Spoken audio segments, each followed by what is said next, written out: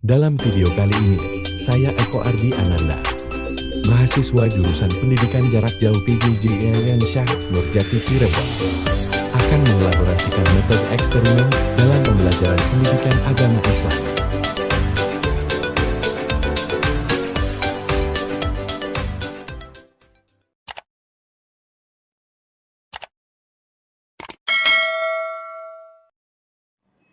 Assalamualaikum warahmatullahi wabarakatuh.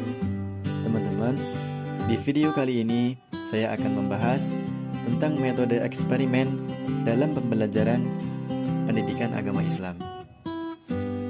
Sebelumnya, apa sih itu metode eksperimen? Metode eksperimen adalah suatu cara mengajar di mana siswa melakukan suatu percobaan tentang suatu hal, mengamati prosesnya serta menuliskan hasil percobaannya. Kemudian hasil pengamatan itu disampaikan ke kelas dan dievaluasi oleh guru. Metode eksperimen juga merupakan pemberian kesempatan kepada anak didik, baik perorangan maupun kelompok, untuk melakukan percobaan yang sengaja dirancang dan terencana untuk membuktikan kebenaran dari suatu teori dengan menggunakan cara yang teratur dan sistematis. Selanjutnya, ada hakikat metode eksperimen. Metode eksperimen dari segi bahasa adalah percobaan yang bersistem dan berencana, yaitu untuk membuktikan kebenaran suatu teori. Dalam pelaksanaannya, eksperimen digabungkan dengan metode demonstrasi, yang artinya adalah setelah dilakukan demonstrasi kemudian diikuti dengan eksperimen.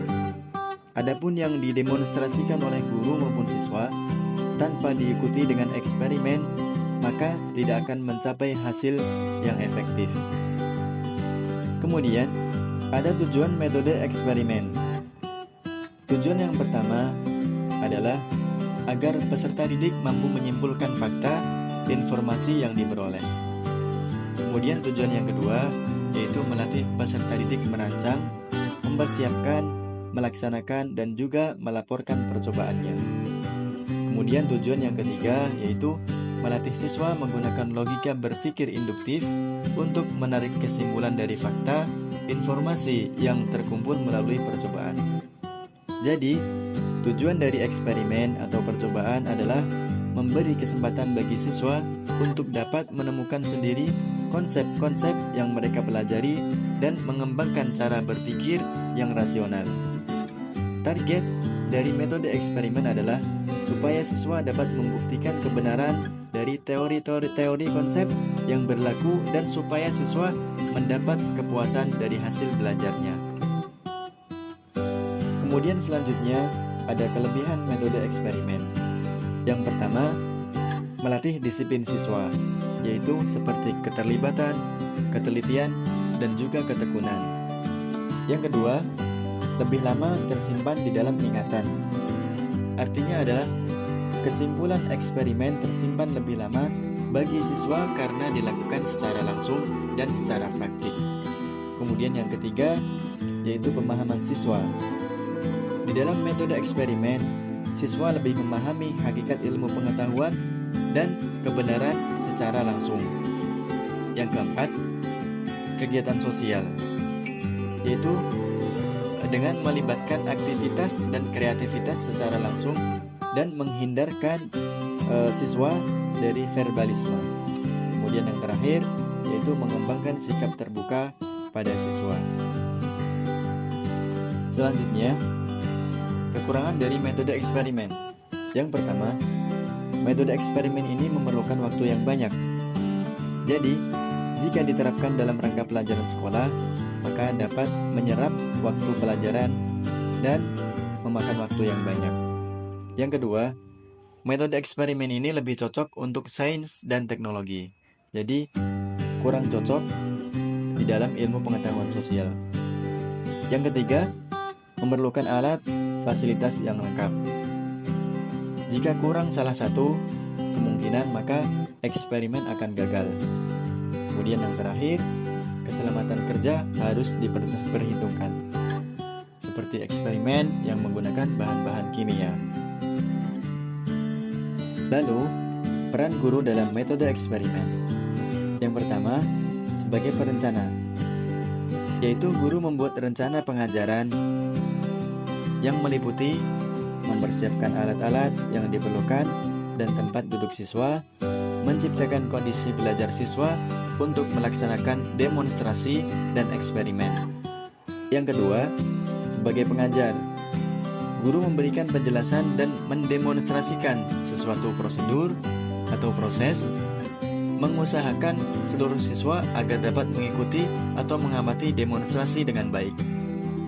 Yang ketiga, sebagai evaluator.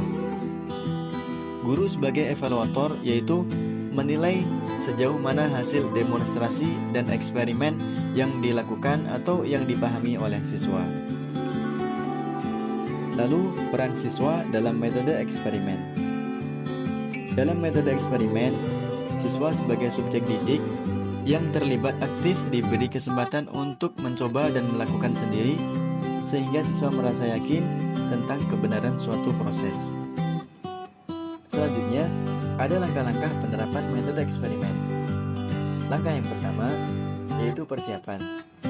Guru menetapkan tujuan eksperimen yang akan dilakukan, mempersiapkan alat dan bahan yang akan digunakan, dan memberikan penjelasan tentang hal-hal yang harus diperhatikan sebelum memulai eksperimen. Langkah yang kedua, yaitu pelaksanaan. Siswa mendengarkan penjelasan mengenai percobaan yang sedang dilakukan dan melakukan diskusi terhadap gejala yang muncul.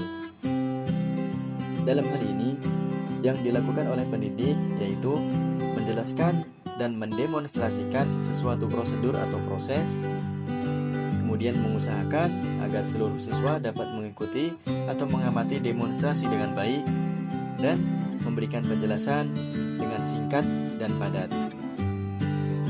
Kemudian langkah yang ketiga yaitu tindak lanjut.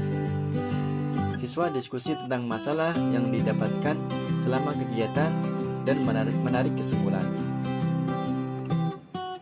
Dalam hal ini, kegiatannya yaitu memberikan kesempatan kepada siswa untuk mencoba atau melakukan sendiri atau bereksperimen.